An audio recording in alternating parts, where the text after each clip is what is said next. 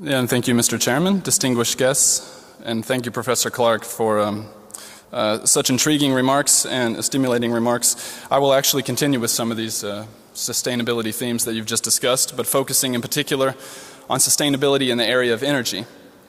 And also give a specific example of how systems analytical tools can provide a powerful means by which to address the various energy challenges that we face as a society. These challenges include many of the same ones that we've been discussing over the past 2 days. And while each of these and all of these are clearly important in their own right, in this talk I'm only going to focus on 3 of them, again for lack of time and lack of expertise. And these 3 include the mitigation of climate change, the alleviation of energy security concerns, and the reduction of air pollution and its human-related health impacts. I'll also throw in a 4th dimension, and that's costs, or rather the affordable provision of energy services. And clearly all of these objectives are very much interrelated, even though they're often typically discussed in isolation. With climate change, for example, you hear a lot about the 2-degree warming target, which many countries have now signed on to. With energy security, we often hear presidents and prime ministers talking about the need to improve the energy independence of their respective countries, to increase the diversity of their supply mix, energy supply mix, and so on. And at the local and state level, air quality and air pollution is and definitely will continue to be an important concern.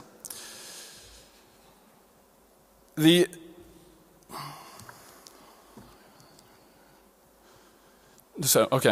be sure, we've seen a fair amount of progress across each of these different fronts in recent decades. But I would argue that we still have a long way to go before overcoming each of these challenges and claiming victory in the long run. There are still far too many people all across the world who breathe unsafe, dirty air on a daily basis. There are still a number of countries which are far too dependent on a limited number of energy carriers coming from a limited number of energy countries. And despite more than 2 decades of talk, we still have no global agreement on greenhouse gas emissions, on reducing greenhouse gas emissions. So why is this the case? Why do we see such lack of progress or even uneven progress across these different fronts? Well, there are many reasons, and they're complex, and I'm not an expert in all of them, but I can give my 2 cents or my 3 cents here. First is the short-term versus the long-term nature of these different problems. Energy security and air pollution are generally seen as more near-term concerns, whereas climate change is more of a long-term phenomenon. At least that's when the worst impacts are likely to be felt. There's also the local versus global nature of these different issues. And it's probably for these 2 reasons here why these 3 issues tend to compete with each other in the policy sphere. But there's also a 3rd reason that I would give, and that has to do more with the nature of the solutions to these problems. So some problems, like reducing air pollution, can largely be, or could potentially largely be, overcome through so-called add-on solutions. End-of-pipe pollution control measures like sulfur scrubbers, particulate traps at a power plant or on cars or industrial facilities. Whereas the mitigation of climate change will require more structural, fundamental changes to the way that society consumes and produces energy. Given these various barriers to progress, I would argue, and others would argue, that we need to find new ways to frame these important issues. And so the main point that I'd like to motivate throughout the remainder of my talk is why taking an integrated, you've heard this word a lot over the past 2 days, why taking an integrated, holistic perspective to these problems is so important. Why? Because there are enormous synergies to be had and to be found when doing so. Of course, teasing out these various synergies is no easy task, but this is precisely where the tools of systems analysis can play such a vital role, especially in informing policy. So my colleagues and I at IIASA, we recently tried to do just this in an analysis that we undertook within the context of the global energy assessment. We used our integrated assessment modeling tools at IIASA, and we analyzed policies at varying levels of stringency in each of these different dimensions. So these policies were designed to push the global energy system and to push the world into different corners of the scenario space. And we then combined these policies into policy packages at varying levels of stringency. And if one thinks of these different policy packages as inputs into a given scenario, then the outputs are the set of system-wide transformations that must take place, in this case in the energy system, to meet these different policy goals. In the end, we developed an ensemble of more than 600 unique energy, climate, pollution, security futures. No two scenarios are alike. Some push certain objectives while ignoring others. Some push three at the same time, and then at different points in between. The important thing for us is that we wanted to be able to span the potential, the feasible scenario solution space as broadly as possible, so that we could start to identify these various synergies that are involved. And these synergies, according to our analysis, come in three different forms. And some of these you've heard, again, over the past 2 days. First, in terms of the co-benefits for climate mitigation in terms of air pollution and health.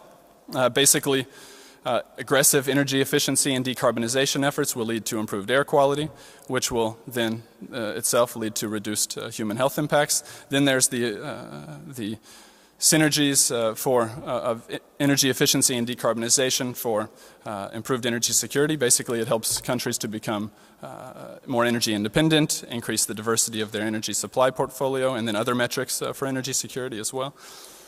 And then, thirdly, in terms of the cost savings and spillovers of climate mitigation for these other dimensions, pollution and security in particular. For example, the more that renewables replace fossil fuels in the energy system, the less of a need there is to spend money on these add-on solutions that I mentioned before.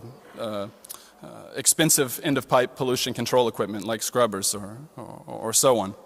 And in the end, this can add up by our calculations to quite a lot of money over the next several decades. So I can show these cost synergies a bit in a different way on the next graph. You've actually seen this in a different form yesterday by my colleague Keivan Riahi. So what this figure illustrates is for the full range of scenarios in our ensemble, this ensemble of more than 600 scenarios,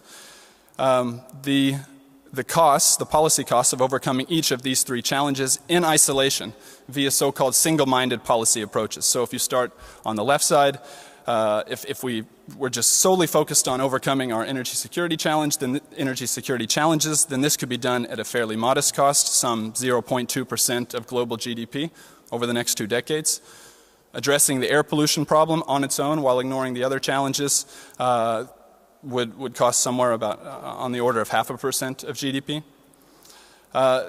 Doing this strictly through add-on solutions, whereas the structural changes needed to combat climate change would cost more, on the order of 0.8% of GDP. But what I want to do is contrast this with a more integrated approach, where all of these objectives are taken into account and dealt with simultaneously in this integrated framework. And yes, the costs are higher. You can see that on this fourth bar, it's higher than the other 3 bars, but probably it's not as high as you'd think. And this has everything to do with these cost savings and spillovers that I've been mentioning before. The costs are certainly not as high as the simple sum of these 3 bars on the left, the sum of the 3 single-minded policy approaches. And by our calculations, the integrated approach would save over the next 2 decades some $5 trillion cumulative, or about 0.5% of GDP. The trouble is these cost synergies and synergies like them are often overlooked or simply ignored, precisely because an integrated approach, holistic approach, is not the one that's typically taken.